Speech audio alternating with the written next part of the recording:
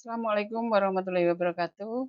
Pada kesempatan ini saya akan menampilkan materi pembelajaran kelas 9 semester 1 yaitu teks pidato persuasif.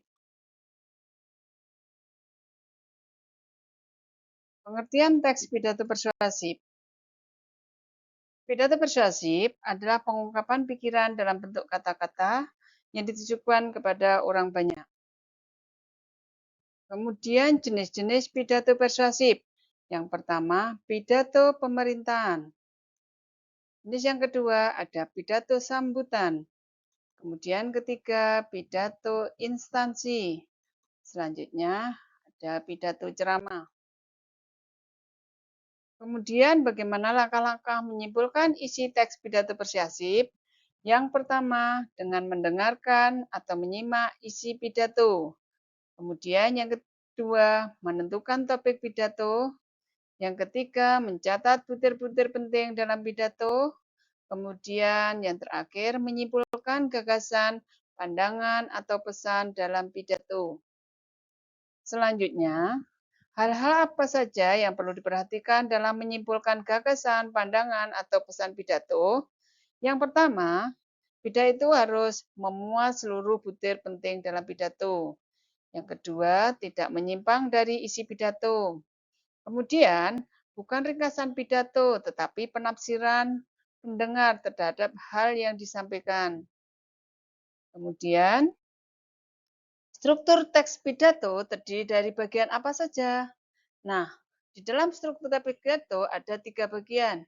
Yang pertama, pembukaan, kemudian bagian yang kedua ada isi pidato, bagian yang terakhir penutup pidato. Di bagian pembukaan terdapat salam pembuka, kemudian ucapan atau sapaan penghormatan, kemudian yang ketiga ucapan rasa syukur. Di dalam isi pidato terdapat penjelasan mengenai pendapat, gagasan, alasan, atau pesan yang ingin disampaikan. Kemudian di bagian penutup, harapan agar gagasan dan pesan yang disampaikan itu bermanfaat.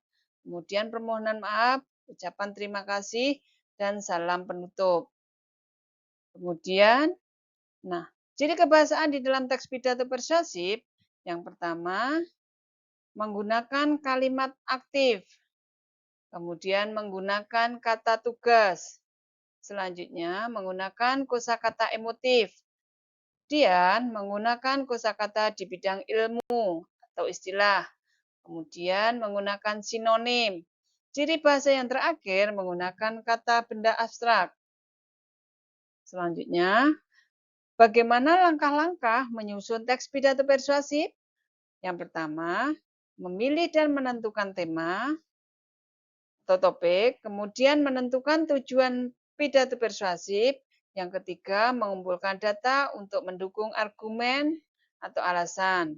Kemudian selanjutnya menyusun kerangka pidato, yang terakhir pembahasan dengan mengembangkan kerangka pidato. Demikian yang bisa saya sampaikan, mudah-mudahan bisa bermanfaat. Terima kasih. Jangan lupa subscribe ya. Wassalamualaikum warahmatullahi wabarakatuh.